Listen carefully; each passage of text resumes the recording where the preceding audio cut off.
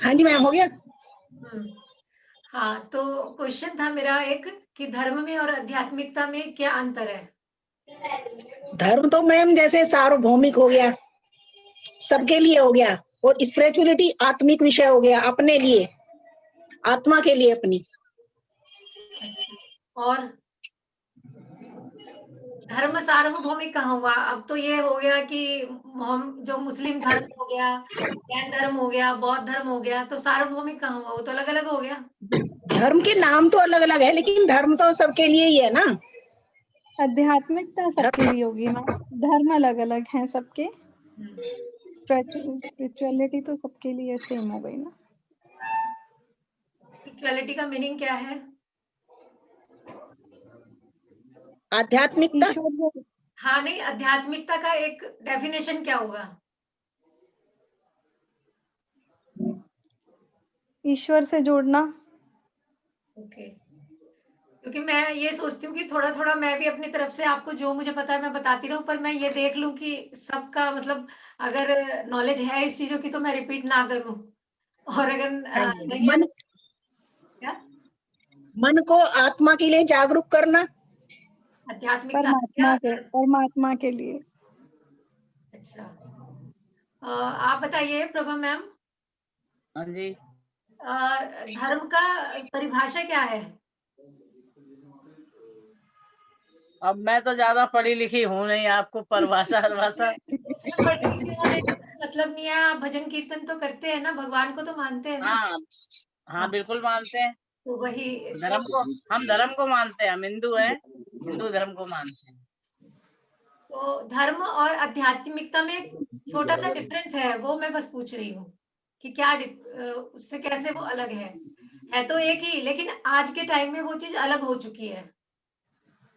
अध्यात्म आध्यात्मिकता में में है ध्यान लगाना, और उसमें है जो है पूजा पाठ करना, धर्म प्रवचन देना, एक दूसरे को भगवान के प्रति जोड़ना, कि भगवान की पूजा करो, भगवान में ध्यान लगाओ, मन लगाओ, झूठ मत बोलो, उससे क्या लोगों पर मिलेगा? दया करो। भगवान में ध्यान लगाने से क्या मिलेगा? मन पे ध्यान लगाने से तो मन शांत होगा। भगवान की पूजा करने से क्या मिलेगा?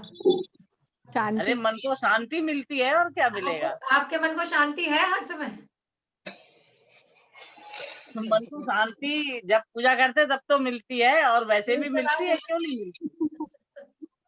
बराबर मिलती है शांति। उसके बाद भी हर समय शांत रहता है मन? अरे वो तो जिंदगी है, कभी क्रोध है, कभी शांत है, कभी गुस्सा है, कभी, ये तो जिंदगी का कार्यक्रम है। अच्छा, तो इसकी जड़ क्या है?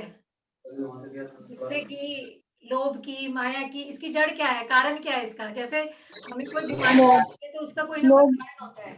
लोभ और तृष्णा है इसका कारण ये तो नाम। इंसानों ने जोड़ रखे हैं, काम, लोभ, मोह, ये सब नष्ट करने के लिए ही भगवान से ध्यान लगाते हैं, कि मोह ना करो, किसी का बुरा मत करो, ये सब ज्ञान ज्ञान होता है ना ये। चीज़ें हम प्रवचन में सुनते हैं कि ये सब चीज़ें पाप हैं, कि लोभ नहीं करना चाहिए, किसी को मारना नहीं चाहिए, हिंसा वगैरह, या चोरी नहीं करो, झूठ नहीं बोलो, हमेशा सच ही बोलना चाहिए।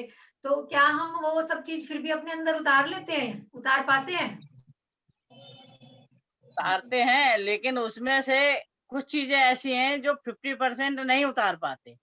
हाँ, तो यही मैं पूछ रही हूँ, तो क्या कारण है वो? क्यों नहीं उतार पा रहे? अरे कारण तो जिंदगी का लोभ मोह है। वो तो मेरा बेटा, मेरा बेटी, मेरी बहू, ये सब लोभ लोभ मोह तो है, मोह नहीं है ये। मोह मोह तो नष्ट कर ही नहीं सकते आप। ये जो कनिका मैम है, ये ललिता मैम का नंबर है क्या? कनिका नाम हाँ जी, लिखा है। हाँ जी, हाँ जी मैम, तो आज हाँ जी। Lalita ma'am welcome. आप क्यों चुपचाप हो? आप बोलिए। मेरे हिसाब से भी यही आध्यात्मिक होता है, जो मन के अंदर से, जो अंदर से आवाज सुनना, अंदर की आवाज को सुनना, वो हमारा आध्यात्मिक है। और धर्म, धर्म हमारे जैसे हम अपने अपने धर्म को अपना लेते हैं, कोई कान्हा जी की पूजा करता है, कोई किसको अपनाता है, वो धर्म के अकॉर्डिंग है। लेकिन सबका मूल एक है, आध्यात्मिक तक पहुंचेंगे तभी मन की शांति होगी। काफी कुछ ठीक है, लेकिन जो मेरे हिसाब से मुझे समझ में आता है, हालांकि मैं भी इतनी इंटेलिजेंट नहीं हूँ कि कोई पहुंचे हुए पंडित शास्त्री होते हैं, पर जितना मैंने अपना जो मेरी है जर्नी धर्म की या स्पिरिचुअलिटी की, तो उसके हिसाब से यही है कि किसी भी धर्म में आध्यात्मिकता हो सकती है, पर आध्यात्मिकता का कोई धर्म नहीं होता। हर एक धर्म में आध्यात्मिकता हो सकती है, पर आध्यात्मिकता का कोई धर्म नहीं होता, वो सार्वजनीन होती है। जैसे डॉक्टर अगर एक किसी को दवाई देता है तो वो सबको ही लगेगी, ऐसा नहीं है कि वो सिर्फ हिंदू के लिए है या मुसलमान के लिए है, ठीक है ना। तो ऐसे ही आध्यात्मिकता है, आध्यात्मिकता सबके लिए है। जैसे सूरज है, वो भी भेदभाव नहीं करता कि रोशनी एक ही जने को मिलेगी या दो जनों को मिलेगी। तो आध्यात्मिकता सार्वजनीन है, और धर्म का हमने धर्म भी सार्वजनीन ही होना चाहिए था, लेकिन हमने धर्म को संप्रदाय बना दिया। आज की भाषा में धर्म संप्रदाय बन गया, क्योंकि हम ये कहते हैं कि अगर मैं जैनी हूँ तो मैं तो शिव जी की पूजा नहीं करूंगा। जो हेलो मैम। हेलो, कैसे हो? हाँ जी, अच्छे। तो ये शिव जी वाले जो है वो कहते हैं मैं क्यों जैन धर्म मानूं, मुझे तो शुरू से शिव जी की पूजा करनी सिखाई है। तो धर्म सार्वजनिक नहीं हुआ ना, एक धर्म सबके लिए नहीं हुआ। तो वो धर्म की परिभाषा ही हम लोगों ने चेंज कर दी कि धर्म जैसे कि हम बोलते हैं कि जैन धर्म, श्वेतांबर धर्म, या फिर हिंदू धर्म। तो ठीक है, हमने हिंदू को तो हटा दिया, जो उसका मूल था, जो उसकी जड़ थी, ठीक है, वो सॉरी उसकी जो हिंदू था वो तो रह गया, और जो धर्म को बाद में कर दिया, जबकि धर्म आगे आना चाहिए था। और जो ये हम हिंदू, जैन, बौद्ध, आरसी या मतलब मोहम्मडन कुछ भी जो लगाते हैं, ये चीज बाद में होनी चाहिए थी, धर्म पहले। तो धर्म का यही है कि जो भी रास्ता हमें सुख से सॉरी दुख से सुख की तरफ लेके जाए, और अशांति से शांति की तरफ, जो हमारे ये जितने भी कषाय हैं, राग है, द्वेष है, लोभ है, ये इन सब चीजों से हमें कैसे छुटकारा मिलेगा, उसका जो रास्ता बताए वो आध्यात्मिकता है। ठीक है, धर्म तो हम अपने आप पूजा पाठ और ये क्रियाकांड है, ये संप्रदाय और सामाजिक व्यवस्था हो गई है। लेकिन अगर कोई भी धर्म ये कह रहा है कि वो हर इंसान के लिए बराबर है, कि जैसे कि सांस है, वो सभी इंसान की एक जैसी ही होगी, किसी की अलग तरह की कोई नहीं, कि किसी की सोने की आती है या तो किसी की पीतल की आती है, एक ही जैसी सांस होगी। तो जैसे सांस है तो सांस सबकी एक जैसी है। तो धर्म वो है जो शांति अपने हमें शांति के रास्ते पे लेके जाए, सॉरी आध्यात्मिकता ये है कि जो हमें शांति के रास्ते पे लेके जाएगा। अब क्या हो रहा है कि आपने पॉलिटिक्स में भी देखा होगा कि बाबरी मस्जिद का किस्सा हुआ था, तो क्या हो रहा है कि लोग लड़ रहे हैं आपस में, ये तो राम का था, यहाँ पे तो मस्जिद थी। अगर लोग धर्म को समझते, शांति को समझते, और इस चीज को आध्यात्मिकता को समझते, तो कभी ये चीज लड़ाई नहीं होती। तो अब धर्म धर्म नहीं रहा, वो संप्रदाय बन गया। ठीक है, तो हमारा मेन पर्पस क्या है, आध्यात्मिकता की। हर धर्म में आध्यात्मिकता होती है, आध्यात्मिकता उसकी एक फाउंडेशन या उसकी जड़ जो होती है, आध्यात्मिकता ही होती है। लेकिन हम लोग आध्यात्मिकता को भूलकर अपने अपने उसमें लग गए कि मैं जैन, मेरा धर्म सबसे बड़ा, मैं ईसाई तो मेरा धर्म सबसे बड़ा। तो इन सब चीजों में हम ज्यादा बिजी हो गए, बजाय उसके कि हमें रास्ता ढूंढना था, कि हमें शांति के पथ पे चलना था, अहिंसा के पथ पे चलना था, या जो हमें दुखों से मुक्त कर। तो ये चीजें संप्रदाय हम लोगों ने जो बना लिए, ये चीजें हमें मुक्त नहीं कर रही। कि कितना भी आप अच्छी अच्छी, सब धर्मों में अच्छी बातें हैं, कि कोई भी धर्म ऐसा नहीं है जो अच्छी बात नहीं बताता, लेकिन हमें फिर भी हम मुक्त नहीं हो पा रहे, फिर भी हम उस रास्ते पे नहीं चल पा रहे। तो उसका कारण क्या है? उसका कारण ये है कि जो हमारा रूट था, हम उस रूट से बिल्कुल हट चुके हैं। जो आध्यात्मिकता हर एक धर्म की जड़ होती है, वो जड़ हमने उसको हम भूल गए। कि जो जैसे हम कहें कि ऋतु जैन है, तो हम उनको मिसेस जैन बुलाने लगे और ऋतु नाम को भूल गए। जब हम उनको जैन बुलाते बुलाते चले गए तो जैन ही हो गई वो, और जो उनका नाम था वो हम भूल गए। तो ये आध्यात्मिकता का ये हो गया। तो ठीक है, और एक ये बात है कि कोई भी इंसान किसी भी धर्म का हो, हमारी जो थॉट्स होते हैं उसके साथ हमारी अगर भावना नहीं जुड़ी, हमारी भावना शुद्ध नहीं है, भावना अगर हमारी प्योर नहीं है, हम अंदर से अगर प्योर नहीं है, तो हम कितना भी मंत्र कर ले, कितना भी जाप कर ले, कितना भी पूजा पाठ कर ले, उसका कुछ भी फल मिलने वाला नहीं है। तो सबसे बड़ी बात है कि अपनी भावनाओं को कैसे शुद्ध किया जाए। एक छोटी सी कहानी है, मैं बता रही हूँ, क्योंकि सबसे पहले हमारा जो है कि अ, एक कर्तव्य या कहो, या अगर हमें आध्यात्मिकता के पथ पे चलना है, या अपने आप को जानना है, या शांति और क्या खोज रहे हैं, शांति सुख की तलाश में ही सब है कि खुशी कैसे मिले, शांति कैसे मिले, इन सब चीजों से जो आज रात दिन टेंशन हो रही है वो सब कैसे मिले। तो जब तक हम अपने अंदर से अपनी भावनाओं को ठीक नहीं करेंगे, तब तक हमें कुछ भी मिलने वाला नहीं है। चाहे हम घंटों बैठ के तपस्या कर ले, घंटों बैठ के मंत्र जाप कर ले, चाहे जो भी कर ले, अगर एक इंसान दिल से बहुत अच्छा है, तो उसे वो एक बारी भी, 4 बारी भी, 5 बारी भी कोई मंत्र पढ़ रहा है, तो उसके मंत्र में बहुत शक्ति आ जाएगी। और अगर कोई आदमी अंदर से बड़ा द्वेषी है, बहुत ज्यादा उसके अंदर पाप भरा हुआ है, मायाचारी भरा हुआ है, तो वो कितना मर्जी 1000 बार भी पढ़ेगा, तो उसका कुछ होने वाला नहीं है। तो ऐसे ही एक कोई था इंसान, बड़ा ही मूर्ख, बिल्कुल बिना पढ़ा लिखा, जाहिल गंवार, बिल्कुल उसको कुछ नहीं आता था। फिर उसके घर वालों ने भी उससे दुखी होकर कि तुझे कुछ नहीं आता, तू कुछ नहीं कर सकता, इससे अच्छा तो तू चला जा, तू किसी काम का नहीं है, ये है वो है। तो उसने सोचा कि उसे खुद को भी लगने लगा कि हाँ, मेरी तो जिंदगी बेकार है, मेरी बुद्धि काम नहीं करती है, मैं ऐसे हूँ, ये हूँ वो। लेकिन उसके भाव बड़े अच्छे थे, मन बहुत अच्छा था, शुद्ध एकदम, जैसे सीधा एक होता है प्योर एकदम मन, की कोई प्योर मन किसका होता है, एक बच्चे का मन प्योर होता है, उसको छल कपट मायाचारी कुछ नहीं मालूम होता कि क्या लोभ है, क्या अहंकार है, तो उसका मन एकदम बच्चे जैसा था। तो उसने जब एक जंगल में जाके वो तपस्या करने लगा, तो अब उसने नियम ले लिया था कि एक साधु से कि वो कभी भी झूठ नहीं बोलेगा, हमेशा सच बोलेगा, जब भी कोई बात होगी बस सच बोलेगा, और अपनी तपस्या में और उसमें जैसे भी जो भी उसको आता था उसमें लगा रहता था। तो एक दिन एक बकरी का जो बच्चा होता है मेमना, तो वो भाग के आ रहा था, उसके पीछे कुछ कसाई या कुछ लोग उसको मारने के लिए पड़े हुए थे। तो उसने वो उसके पीछे आके उसकी गुफा में घुस गया। तो वो लोग आए, उन्होंने पूछा उनसे कि क्या तुमने यहाँ पे वो बकरी का बच्चा देखा है, वो हमें चाहिए।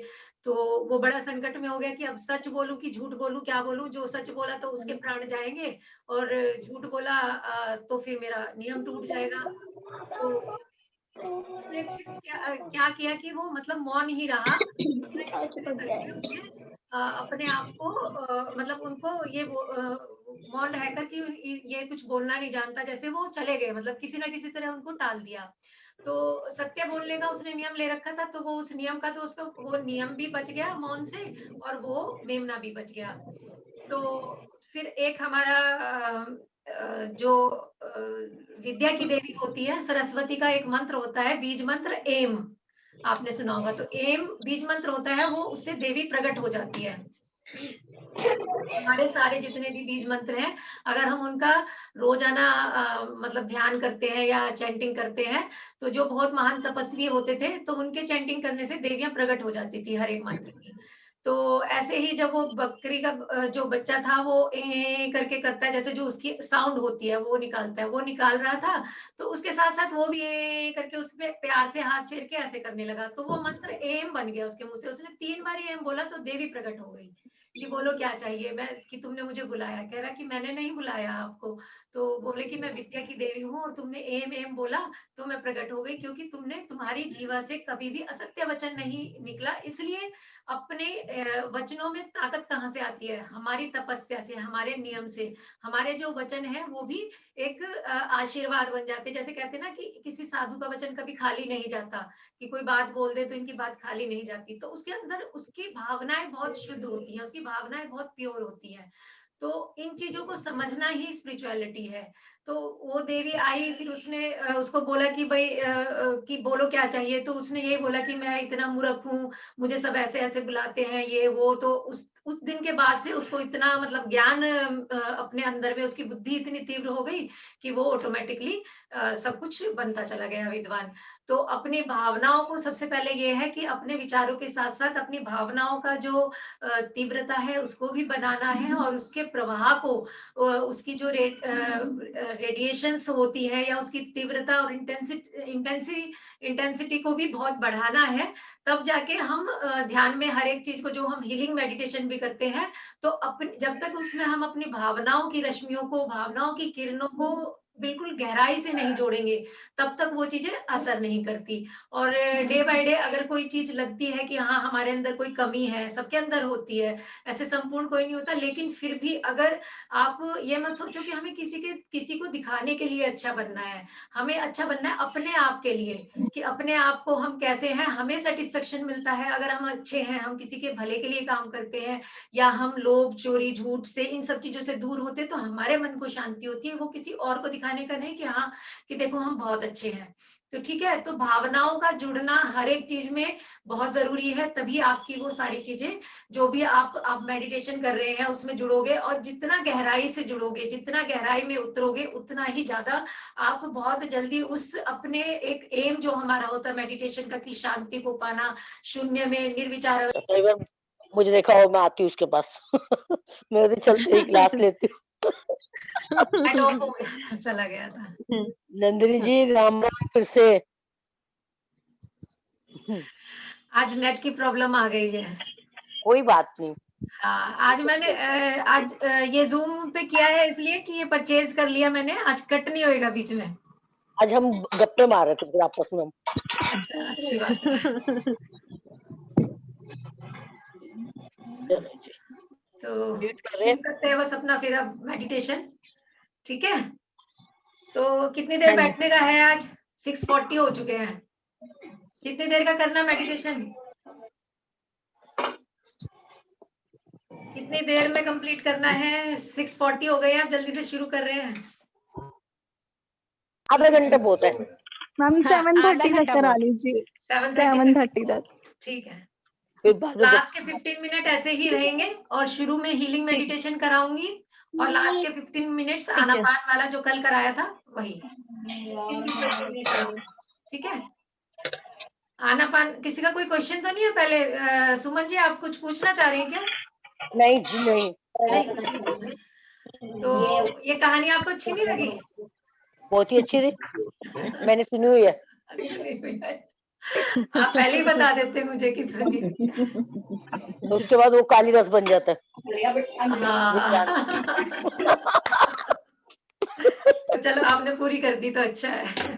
चलिए, पंच तत्वों के बारे में सब जानते होंगे हाँ कि जी। हमारा शरीर 5 तत्वों से बना है, और आज हम रूट चक्र की हीलिंग करेंगे। और रूट चक्र जब हमारा डिस्टर्ब हो जाता है तो हमें क्या क्या प्रॉब्लम्स हो जाती हैं, ये भी एक बारी मैं बता दूं कि हमारी जितने भी शरीर के सॉलिड पार्ट्स हैं, हमारा जैसे स्किन है या हमारी बोन है, हमारा पूरा स्पाइनल कॉलम है, और जो भी हमारी स्केलेटल पूरा सिस्टम है, ठीक है, हमारे टीथ है, नेल्स है, और जितना भी हमारा ब्लड में भी हमारा ये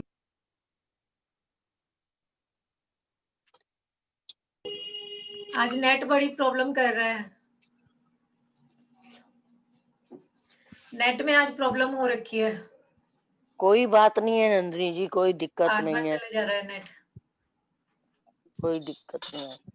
तो जो भी हमें बोन्स की प्रॉब्लम होती है, जो पेन है, कमर में दर्द हो रहा है, या हमारी मसल्स पेन होता है, या हमारी बोन्स में पेन होता है, ये सब हमारा पृथ्वी तत्व से रिलेटेड है, और मूलाधार चक्र जिसको रूट चक्र कहते हैं। और जितना भी है हमारा डिप्रेशन है, एंग्जाइटी है, ये सब चीजें हमारे मूलाधार चक्र के डिस्टर्ब होने से होती है। तो आज हम रूट चक्र की हीलिंग करेंगे, और हीलिंग के बाद अपना वो उस पर जो हमने कल आनापानसती का किया था, उसके बाद हम 20 मिनट के अराउंड वो करेंगे फिर लास्ट में, ठीक है।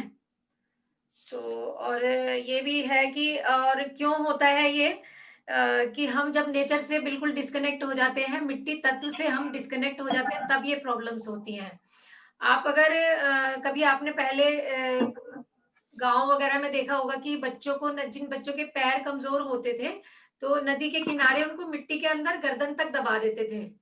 कभी देखा किसी ने? नहीं देखा? मैंने तो नहीं सुना देखा। भी नहीं? तो मिट्टी के अंदर उसको दबा देते थे। अब भी ये एक नेचुरोपैथी में एक ट्रीटमेंट होता है। तो वो हमारे मड बात है ना? हमारे अंदर जितने भी टॉक्सिन्स होते हैं मिट्टी उनको ऑब्जर्व कर लेती है और इतनी ताकत देती है कि हमारी बोन्स ऑटोमेटिकली मजबूत होना शुरू हो जाती है, क्योंकि वो मिट्टी से बनी हुई है, मिट्टी से तत्व से हमारा शरीर बना हुआ है। जब उस तत्व की हमारे अंदर उस एलिमेंट की जब कमी हो जाती है तब हमें इस तरह के रोग होते हैं। और आज हम मिट्टी से, पृथ्वी से बिल्कुल डिस्कनेक्ट हो गए हैं, क्योंकि हर समय हम चप्पल पहने रखते हैं और चप्पल नहीं भी पहने तो हमारा मिट्टी से टच फिर भी नहीं है। फर्श सबके घर में बने हुए हैं, कच्ची मिट्टी में कोई अपना ना तो हाथ डालता है और ना कोई पैरों पे अपने धूल टच होने देता है। पहले बच्चे गांव में मिट्टी में खेलते थे, स्वस्थ रहते थे, कोई भी फार्मर कभी भी बीमार नहीं होता। तो आप देखो उसको प्योर तो एयर मिलती है, प्योर ही वो जिसमें मिट्टी में रहता है, तो उसका प्रकृति से, नेचर से टच बना रहता है, इसलिए वो स्वस्थ रहता है। तो ठीक है, तो आज हम हीलिंग के उसको जो हम हीलिंग करेंगे तो विजुअलाइज करना है ये सब चीजें, जो भी अब कि हम अपने आप को पृथ्वी से कनेक्ट करेंगे और पृथ्वी तत्व को अपने अंदर विजुअलाइज करेंगे और अपने मूलाधार चक्र जब हमारा जागृत होगा तो हमारी बहुत सारी बीमारियां ठीक हो जाती हैं। ठीक है,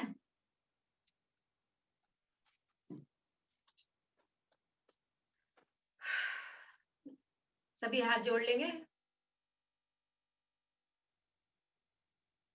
लंबी गहरी श्वास लेंगे 5 महाप्राण ध्वनि के साथ। आप सब लोग भी ये महाप्राण ध्वनि जरूर किया कीजिए, क्योंकि इससे हमारे ये नर्वस सिस्टम जितना भी माइंड का है ना वो एक्टिवेट होता है। और अगर हम कोई डिप्रेशन या कुछ भी हमें टेंशन है तो उससे ये बहुत ही एक ब्रह्मनाद भी इसको बोलते हैं, बहुत ही इफेक्टिव है। इसलिए अगर मैं बोल रही हूँ कि 5 बारी करो तो ये जरूर करना चाहिए। नहीं तो अगर किसी को डिप्रेशन की या डर की, घबराहट की जो प्रॉब्लम होती है, अगर वो 15 मिनट इसको डेली करे तो उसकी ये चीज दूर हो जाती है। तो इसलिए हम इसको ये सबसे ग्रेट नाद में, जो नाद योग होता है ना एक, उस नाद योग में सबसे ज्यादा महत्व है इसका। इसीलिए तो इसको हम 5 बारी शुरू में और 5 बारी आखिर में मैं इसीलिए कराती हूँ कि थोड़ा बहुत हमारा, देखो आप नोटिस कीजिए जब हमारा ब्रह्मनाद की ध्वनि होती है तो वो हमारे माइंड में वाइब्रेशंस होती हैं। तो आप जब भी कुछ बोलते हैं, कुछ सोचते हैं, तो नोटिस किया कीजिए कि कहाँ पर वाइब्रेट हो रहा है वो साउंड, कहाँ एक जो ये ओम बोलते हैं तब कहाँ पे हमारे वाइब्रेशन हो रही है, या हम ये नाद योग कर रहे हैं तब कहाँ वाइब्रेशन हो रही है। और उसको फील किए कि वो पार्ट हमारा स्वस्थ हो रहा है। तो इसलिए आप अभी नोटिस करना जब बोलेंगे आप कि वो आपकी ध्वनि कहाँ पर गूंज रही है। ठीक है, इनहेल,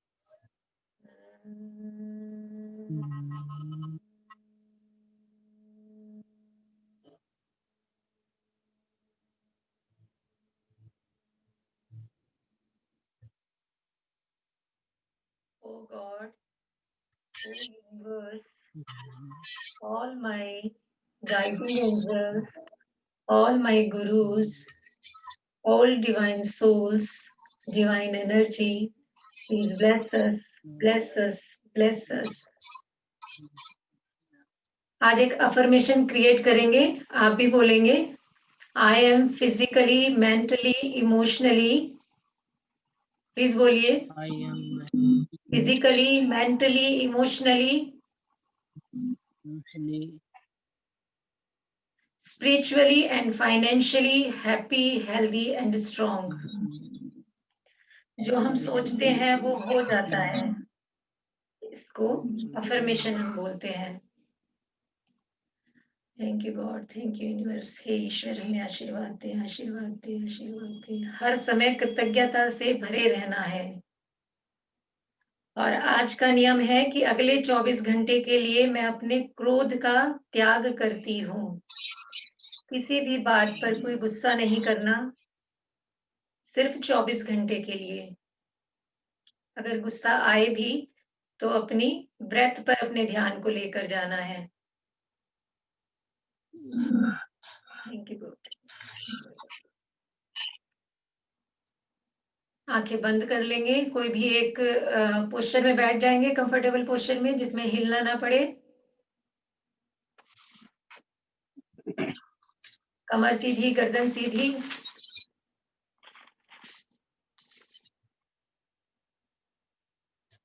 आंखें बंद। हाथों को चाहे ज्ञान मुद्रा या वितराग मुद्रा या फिर लॉक भी कर सकते हैं, कैसे भी, जैसे आपको आसानी हो। सुखासन। सुमन जी बैठ जाइए। हस्बैंड आ गए ना, मैंने रूम चेंज करा।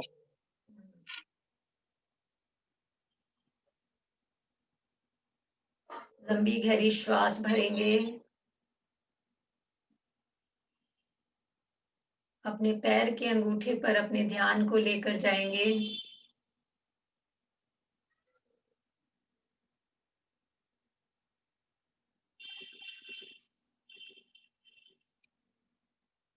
तलवा, आपकी काफ मसल्स, घुटने एकदम शांत हो रहे हैं। एकदम रिलैक्स कर दो। रिलैक्सेशन का प्रोसेस की इतनी आदत पड़ जानी चाहिए कि जैसे स्विच ऑन और ऑफ करते हैं, कि कहते ही एकदम रिलैक्स छोड़ दो, एकदम शांत कर दो। घुटने शांत, रिलैक्स। Thighs relax.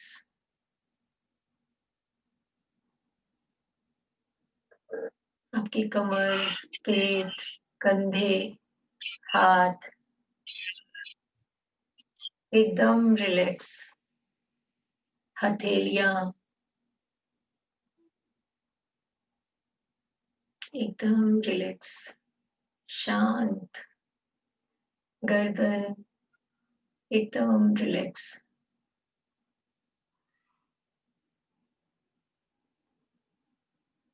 आपका क्राउन एरिया, हेड, जहां सबसे ज्यादा खिंचाव रहता है, टेंशन रहती है। आपका मन, आपका माथा बिल्कुल ढीला छोड़ दें। कोई स्टिफनेस नहीं।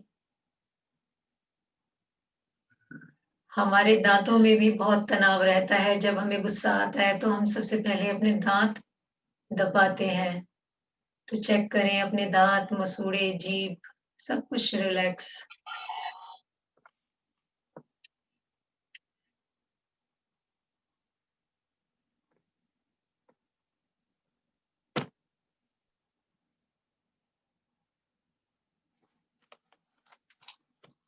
चेक करें अपने पैर के अंगूठे से लेकर शरीर का प्रत्येक हिस्सा बिल्कुल रिलैक्स हो गया है।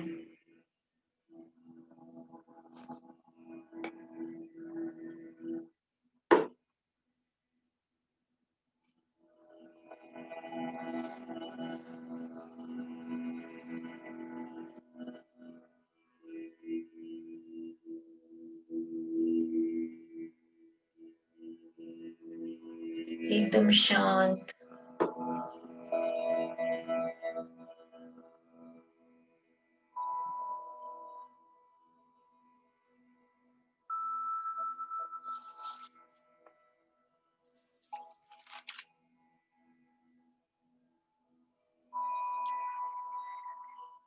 अब विजुअलाइज करें, कल्पना करें कि आपके पैर जमीन को टच कर रहे हैं। अनुभव करें कि आपका शरीर एक पेड़ की तरह हो गया है।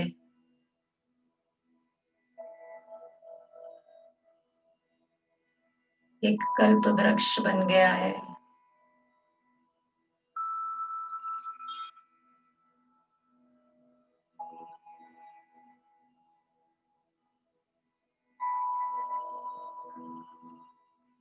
और आपके पैरों में से जड़ें निकलती जा रही हैं, जैसे पेड़ में से जड़ें निकलती हैं,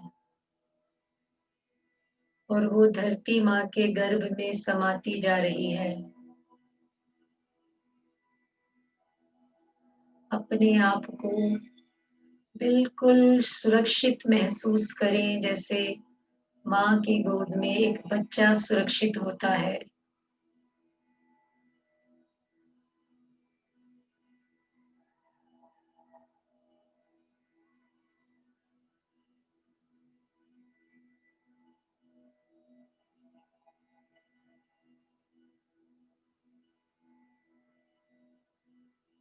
अपने पैरों की जड़ों को महसूस करें।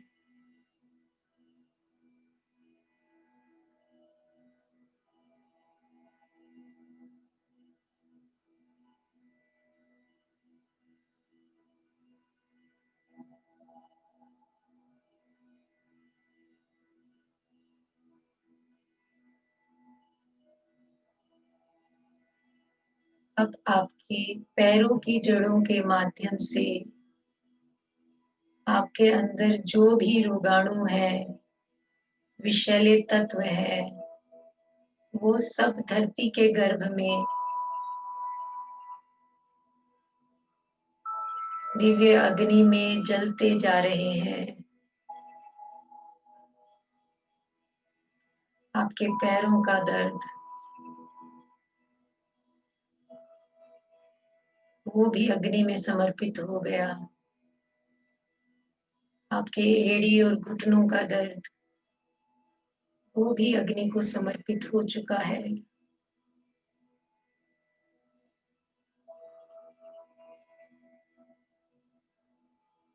आपके थाइज में, आपकी कमर में,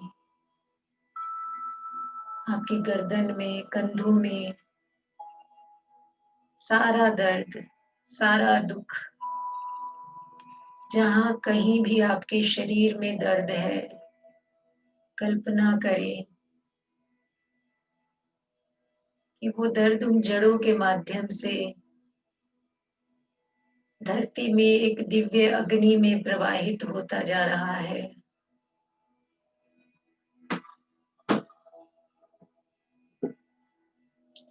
ये पृथ्वी, ये मिट्टी उसे अपने अंदर खींचती जा रही है।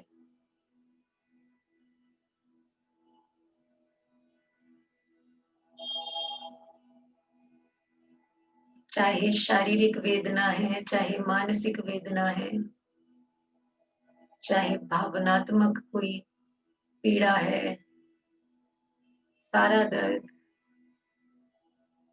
इस धरती माँ के गर्भ में जाता जा रहा है। सिर्फ माँ ही बच्चे का दुख हर सकती है।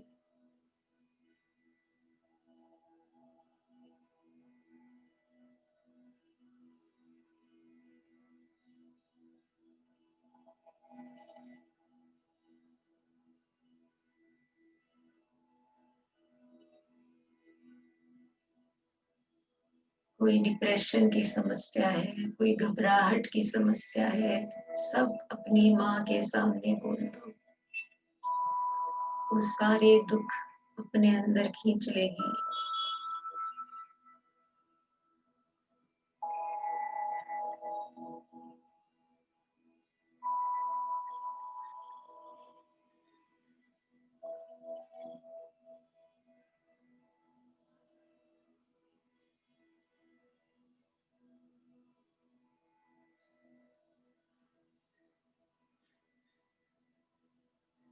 कल्पना करते रहें,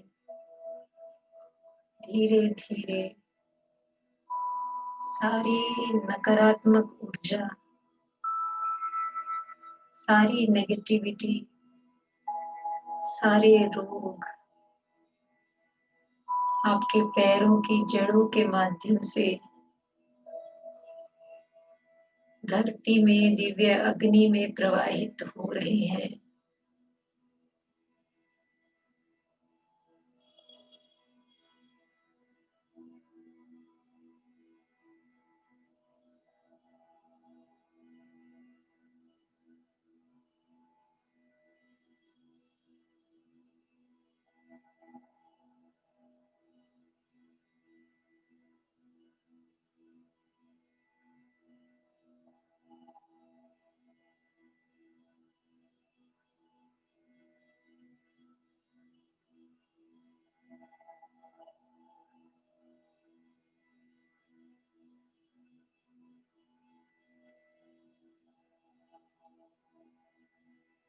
अपने विचारों के साथ अपनी भावनाओं को जोड़ें, भावनाओं की रश्मियों के साथ डूब जाएं।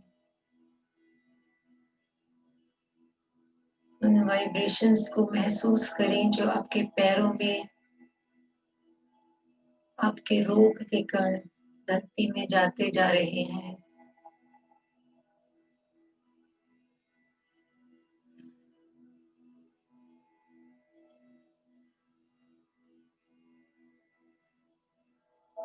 आपका मूलाधार चक्र एकदम क्लीन हो गया है। रूट चक्र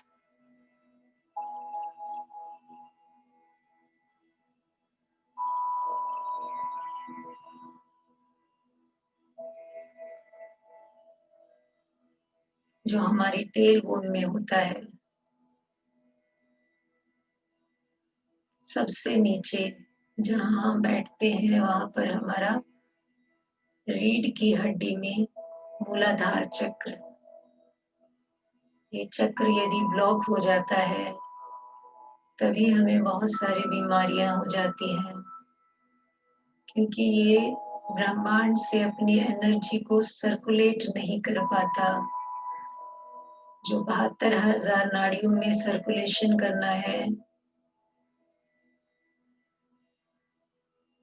वो नहीं कर पाता।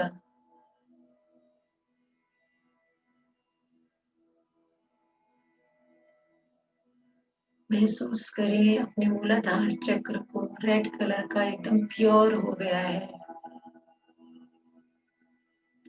उसकी सारी गंदगी, उस पर जो भी कर्मा चिपके हुए थे वो भी सब बहते जा रहे हैं।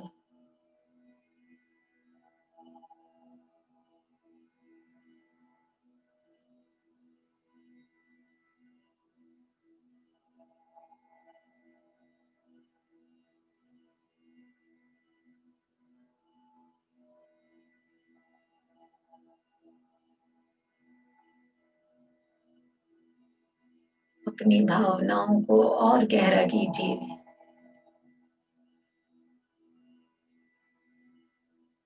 जो हम सोचते हैं वो हो जाता है, क्योंकि हमारे अंदर ही असीम शक्तियां हैं।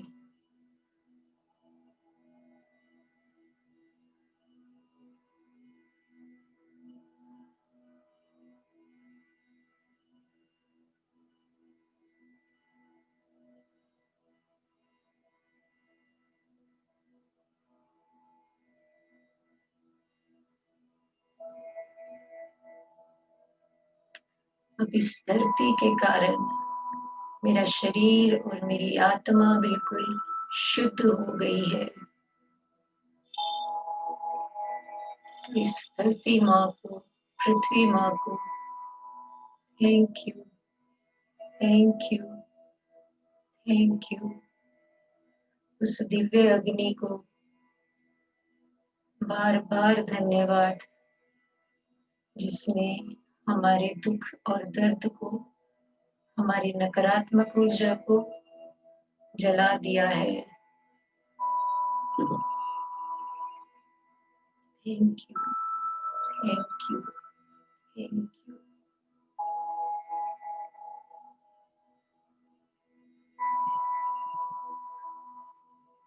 अब इस बिल्कुल pure body, pure soul,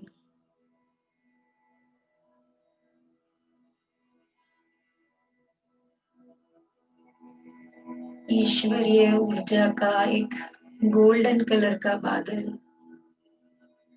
red colour का बादल आपके सिर के ऊपर है। लाल रंग की ऊर्जा, ब्राइट रेड कलर, नॉर्मल बादल नहीं, क्योंकि ये दिव्य है। दिव्य एक ये डिवाइन क्लाउड है रेड कलर का। हमारे सहस्त्रार्ध चक्र में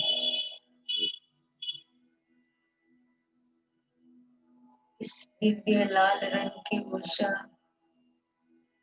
हमारे सहस्त्रार्थ चक्र के माध्यम से हमारे मस्तिष्क में होती हुई एक एक सेल में होती हुई हमारी बैकबोन में धीरे धीरे नीचे उतर रही है।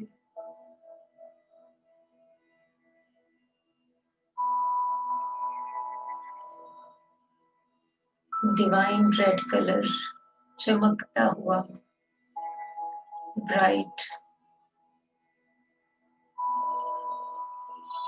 और ये डिवाइन एनर्जी मूलाधार चक्र में प्रवेश कर चुकी है।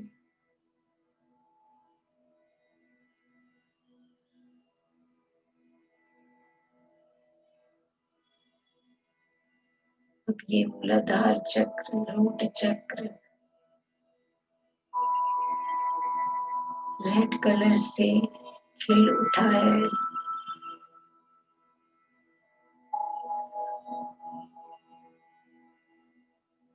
और अपनी एक निश्चित फ्रीक्वेंसी पर घूम रहा है क्लॉकवाइज, धीरे धीरे जैसे उसे घूमना चाहिए, बिल्कुल बैलेंस में, संतुलन में।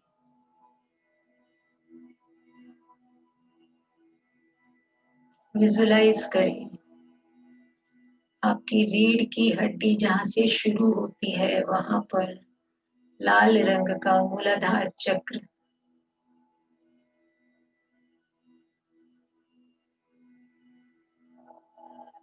ये चक्र जब पूरी तरह संतुलित हो जाता है तो ये हमारी 72,000 नाड़ियों में उस प्राण शक्ति को प्रवाहित करता है।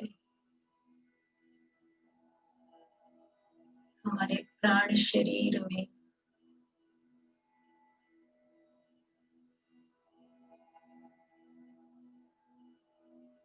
ये लाल रंग की ऊर्जा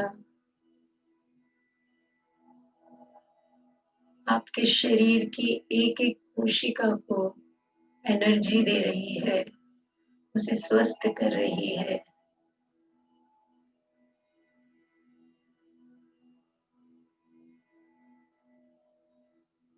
बहुत ज्यादा ताकत दे रही है, क्योंकि हमारे शरीर के सारे टॉक्सिन्स पहले रिलीज हो चुके हैं।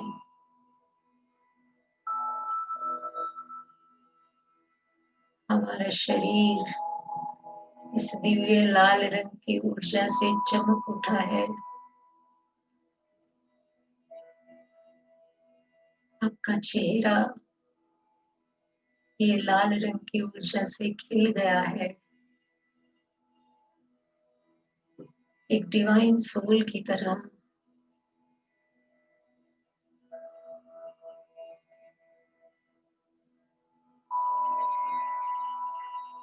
एक अपार शांति, अपार प्रेम की भावना आपके हृदय में, आपके मन में छाती जा रही है। शांति, प्रेम, purity,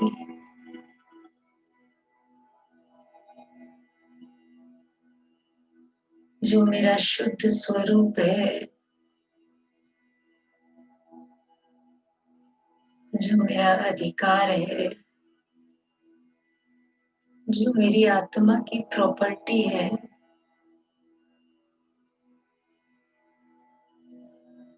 I am peaceful soul, I am healthy soul, I am pure,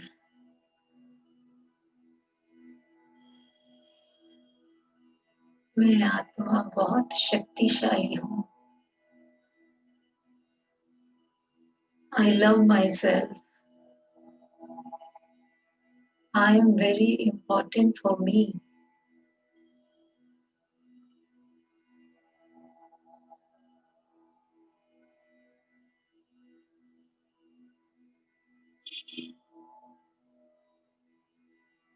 आपका शरीर अब इस दिव्य एनर्जी से, दिव्य ऊर्जा से भर चुका है। आपका शरीर का एक एक सेल, एक एक कोशिका शांत है, प्यार से भरी हुई है।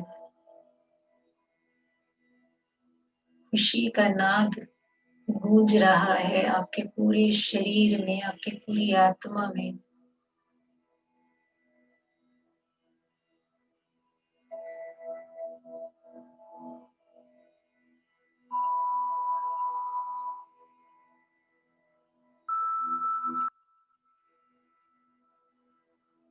सुख, शांति, खुशी,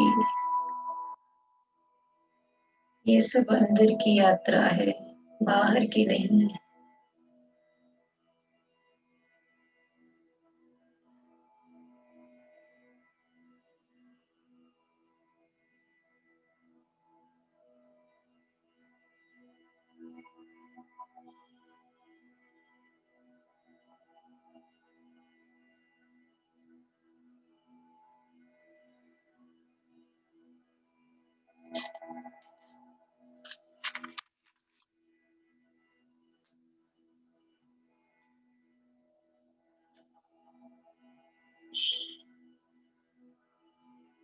हम सब के शरीर की एक एक बोन बहुत मजबूत हो गई है, वज्र के समान हो गई है, दिव्य ऊर्जा से भर गई है। अब कोई दर्द नहीं है, अपार शांति है, अपार सुख है।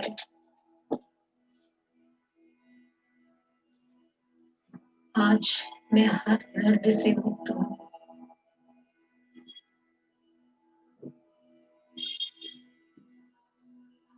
अब इस प्योर एनर्जी को, इस शांति को यूं ही बनाए रखना है।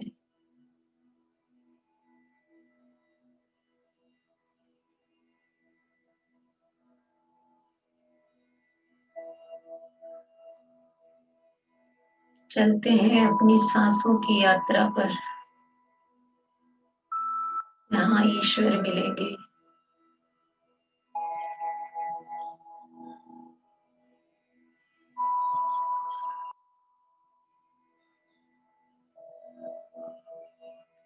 सांसों पर अपने ध्यान को ले आए।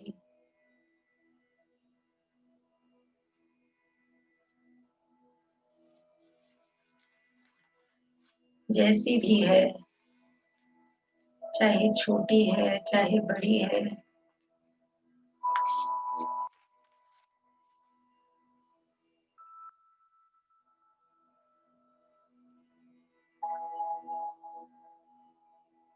अपनी सांसों पर ध्यान करने से, लगातार ध्यान करने से हमारी physical body, mental body, emotional body स्वस्थ हो जाएंगी।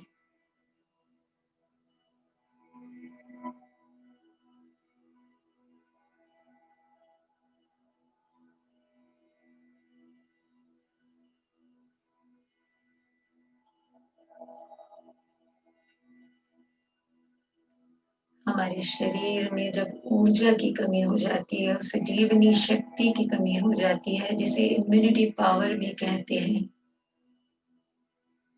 तभी हमें रोग पकड़ते हैं।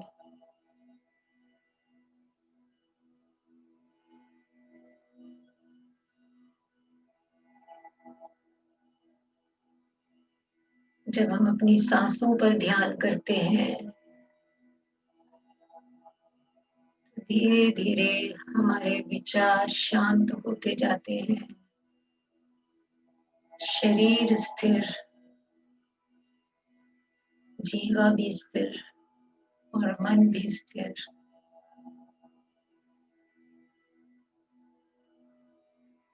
मौन में ही ध्यान उपजता है।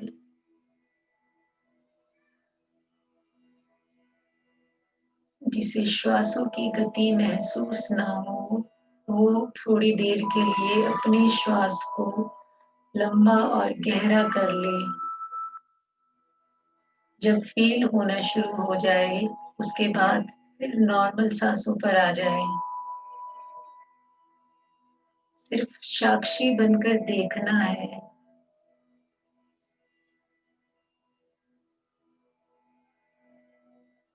श्वास अंदर तो चित्त अंदर, श्वास बाहर तो चित्त भी बाहर। पहरेदारी करनी है, अपनी श्वासों पर हर पल नजर रखनी है, एक क्षण भी चूकने ना पाए।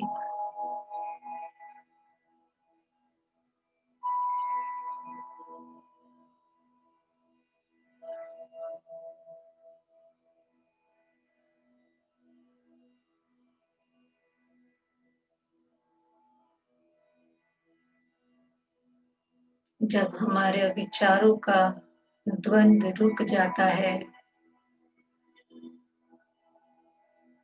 तब ये कॉस्मिक एनर्जी, ईश्वरीय ऊर्जा हमारे ब्रह्मारंध्र से, सहस्त्रार्ध चक्र से हमारे अंदर प्रवेश करने लगती है। जब हम स्थिर हो जाते हैं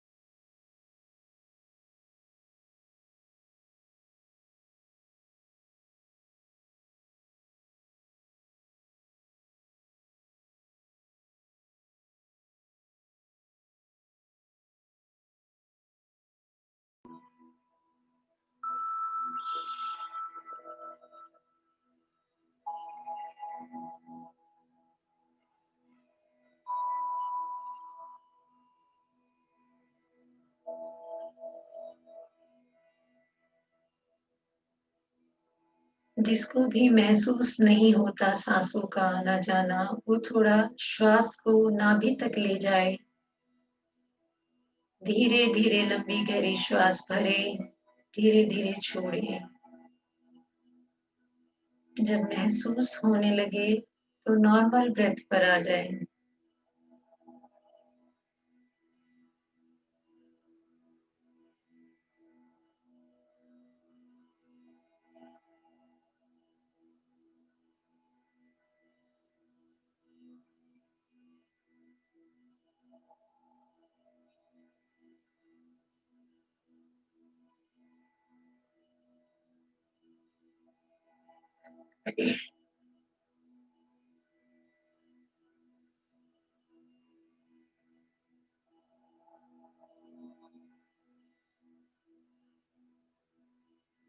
जब हम सांसों की साधना करते हैं तो हम शून्य की स्थिति में पहुंच जाते हैं, ध्यान की स्थिति में पहुंच जाते हैं।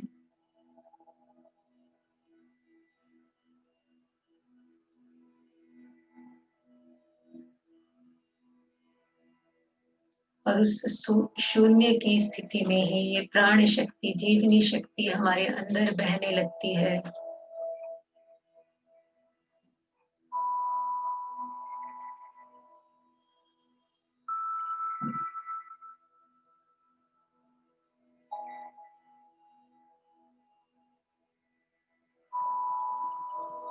और ये जीवनी शक्ति, ये डिवाइन एनर्जी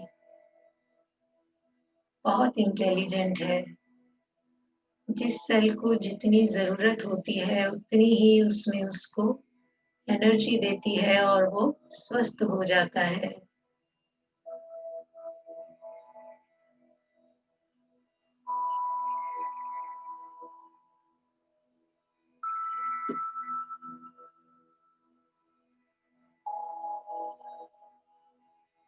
जब हमारे अंदर प्राण शक्ति की, जीवनी शक्ति की कमी होती है तभी हमारा मन अशांत होता है।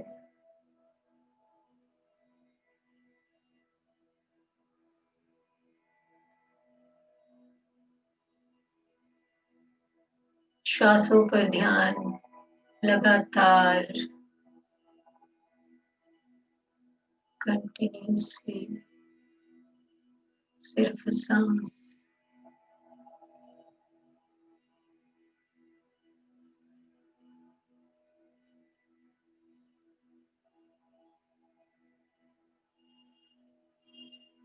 मन भागता है तो उसे फिर पकड़ कर ले आए,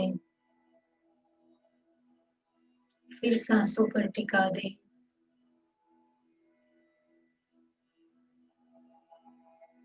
सिर्फ श्वास को देखना है। श्वास अंदर तो मन भी अंदर, श्वास बाहर तो मन भी बाहर। फील करें कि कौन से नॉस्ट्रल से आपकी श्वास चल रही है।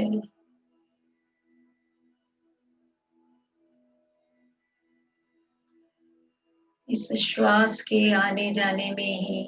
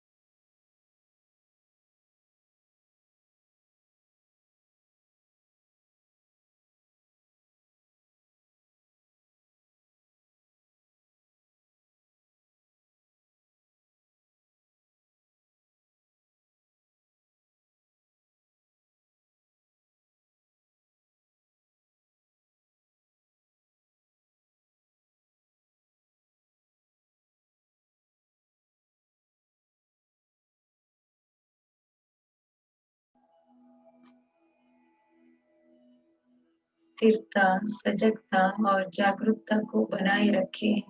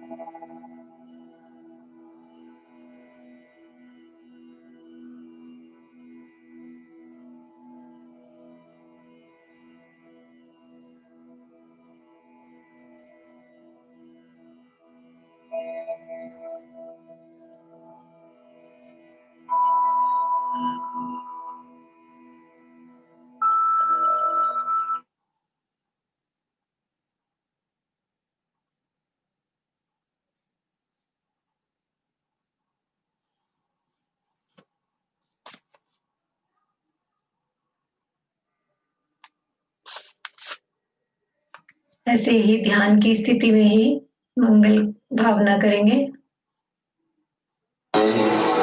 ऐसे मन को महसूस करें।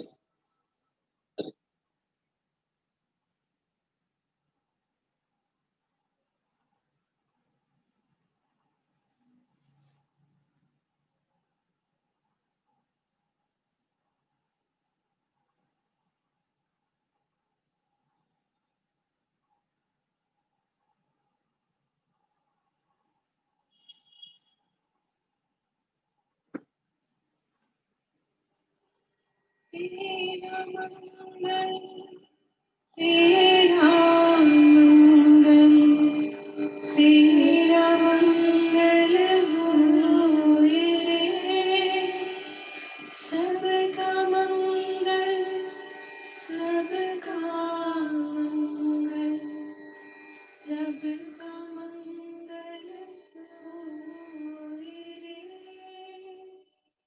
जिस गुरुदेव ने धर्म दिया है, उनका मंगल होए रे।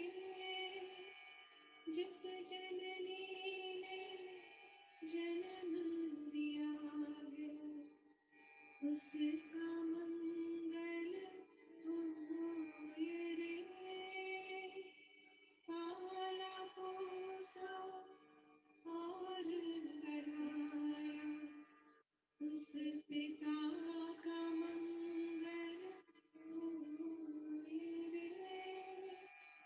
इस जगत के सब दुखियारे प्राणी का मंगल होए रे। जल में स्थल में और गगन में सबका मंगल होए रे।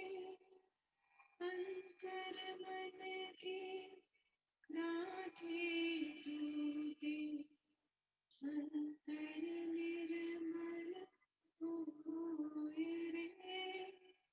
राग द्वेष और मोह मिट जाए, शील समाधि होए रे।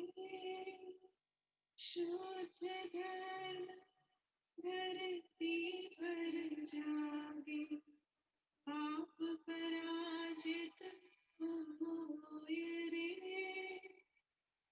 इस धरती के धड़कन में कण कण में धर्म समोय रे शुद्ध धर्म जन जन में जागे घर घर शांति समोय रे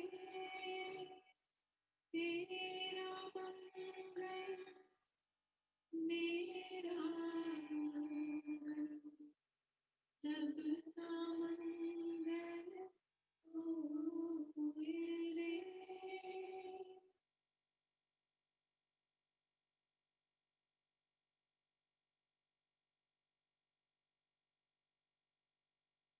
दोनों हाथों को आपस में रगड़ेंगे और आंखों पर रखेंगे।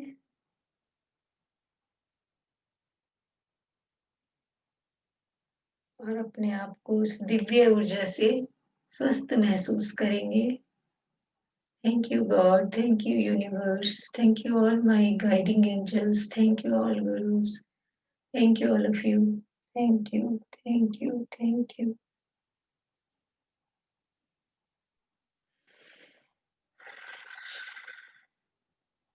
एक सुंदर सी स्माइल के साथ आंखें खोले। Thank you Nandi ma'am.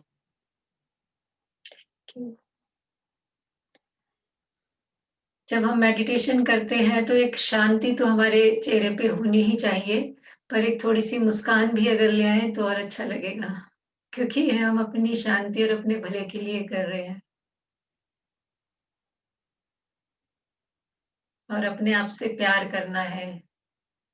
I love my self. I love my self.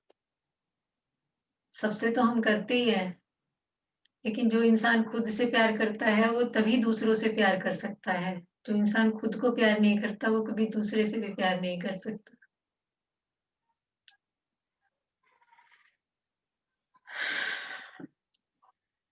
Lalita ma'am, Gita ma'am तो समाधि में चले जाते हैं दोनों।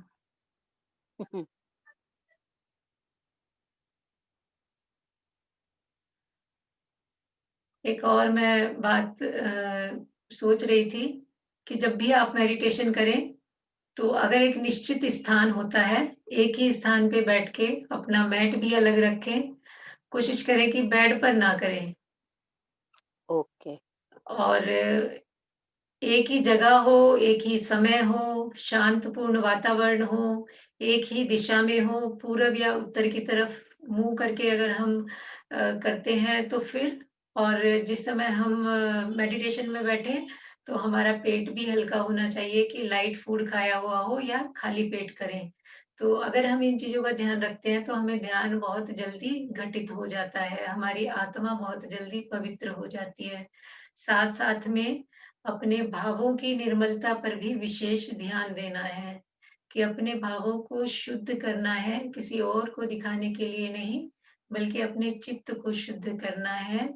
अपनी आत्मा को जब हम शुद्ध कर लेंगे तो जो अज्ञानता का एक आवरण हमारी आत्मा पर चढ़ा हुआ है वो उतर जाएगा, तो हमारी आत्मा एनलाइटन हो जाएगी,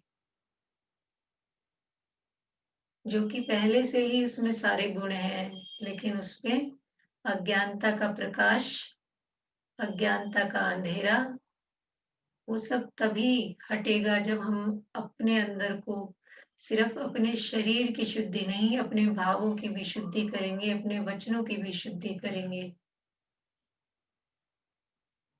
तभी हम ज्ञान को प्राप्त कर पाएंगे।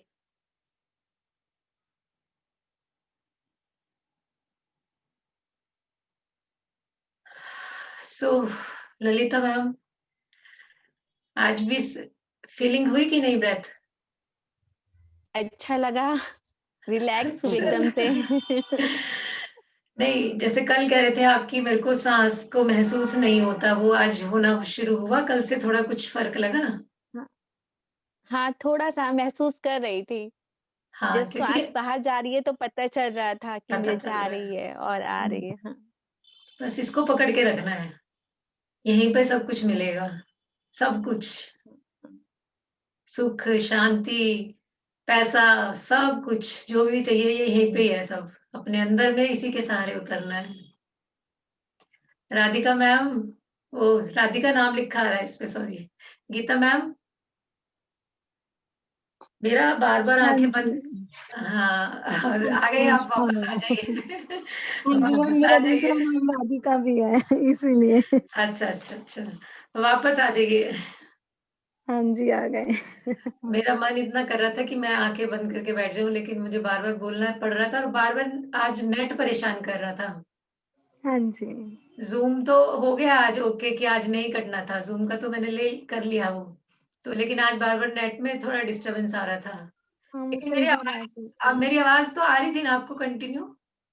अब जब यस नेट की यस यस। दिक्कत हुई थी उस टाइम थोड़ा सा था, आपकी हाँ, आवाज नहीं आई नहीं, थी। बीच में मैं लेकिन वैसे मतलब, हाँ, हाँ वैसे बीच में मैं थोड़ी देर रुक भी जाती हूँ ना कई बारी। नहीं आवाज हाँ पूरी आ रही थी, कंटिन्यू आ रही थी। चलिए, आज का एक ग्रेटिट्यूड अपने बच्चों को दे दीजिए। जी मैम। कल बोला था अपने हस्बैंड को। यस। हाँ जी, बोला था। बोला ना। अच्छी बात है। बल्कि ये तो एक ना, ग्रेटिट्यूड का तो इतना अपने जीवन में असर होता है कि अगर हम एक ग्रेटिट्यूड बॉक्स बना लेते हैं, ठीक है, तो जिसके भी प्रति हम ग्रेटिट्यूड रखते हैं एक लाइन में उसको स्पष्ट लिखें और उस बॉक्स में डालें और उसको वीकली हम ओपन करें फैमिली के साथ बैठ के, तो बहुत अच्छा लगेगा और बहुत अच्छे हमारे रिलेशन हो जाएंगे। कि हम सिर्फ उन चीजों के पीछे ही हर समय हमारा ध्यान रहता है जो चीज हमें नहीं मिली है।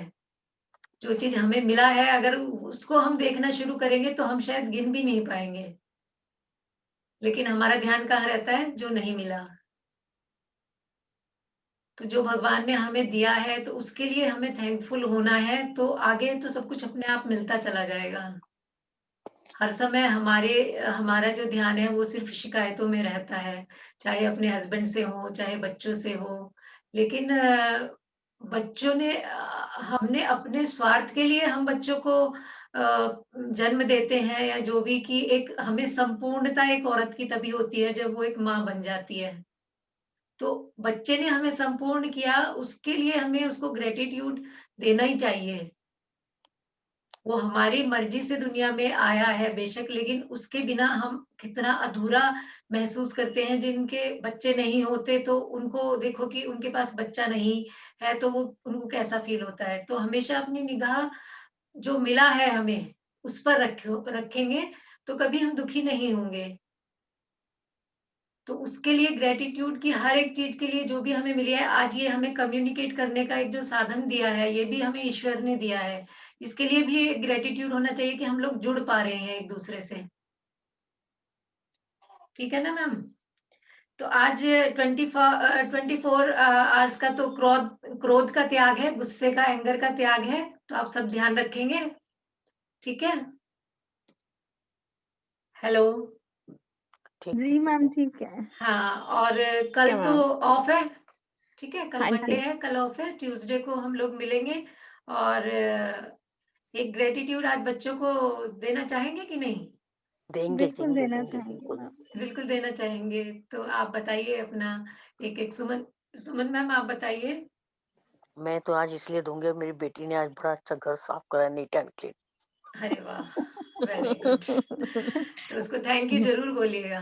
देखो ठीक है कितनी ठीक खुशी है। इन छोटे छोटे थैंक यू से ना, और रीजन हम्म। बताने से हमें वो तो बड़ी मैंने खुशी उसी टाइम मिलती कह है। दिया। खुशी भी मिलती है और हमारे जो रिलेशनशिप है चाहे किसी के भी साथ है वो बहुत ज्यादा अच्छा हो जाता है धीरे धीरे, है ना? थैंक यू सुनना सबको अच्छा लगता है। हम किसी के लिए कुछ भी करते हैं तो हमें अच्छा लगता है थैंक यू। चाहे हम अगर कोई सब्जी भी हमारे तक आ रही है तो वो कितने प्रोसेस से गुजर के अच्छा, आ रही ओजस है ना? तो फिर होने वाला। उसको भी हमें थैंक यू बोलना चाहिए। मैंने थैंक यू बोला था। हाँ, बोला था। Thank you. और गीता मैम आप अपने बच्चों को क्या थैंक यू देने वाली हैं? हाँ मैम, कल मेरी बिटिया ने, मैं स्कूल से आई तो चपातीस बना के रखी हुई थी गरम गरम, अरे उसने वाह, देखा मैं वेरी सब गुड। दिया और मैंने उसको माते व्यापारी की और सगन भी दिया कि ओह वाह, बहुत टेस्टी रोटी बनी है, और बहुत खुश वाह हुई। वाह चपाती वाह, उसने बहुत टेस्टी, मतलब सॉफ्ट बिल्कुल। बनाई थी, हाँ, अरे गरम वाह। ये गरम। तो बिल्कुल होना चाहिए, अप्रिशिएट तो जरूर करना चाहिए बच्चों को हम्म। हर हाल में। ललिता मैम आप? हाँ जी मैम, मैं भी अपने बच्चों को थैंक्स करती हूँ कि आज उन्होंने मेरी हेल्प कराई है। साथ साथ अगर मैं घर से बाहर हूँ तो उन्होंने पीछे से घर साफ किया, अपनी चाय वाय खुद बनाई, मेरे लिए चाय लेके आए।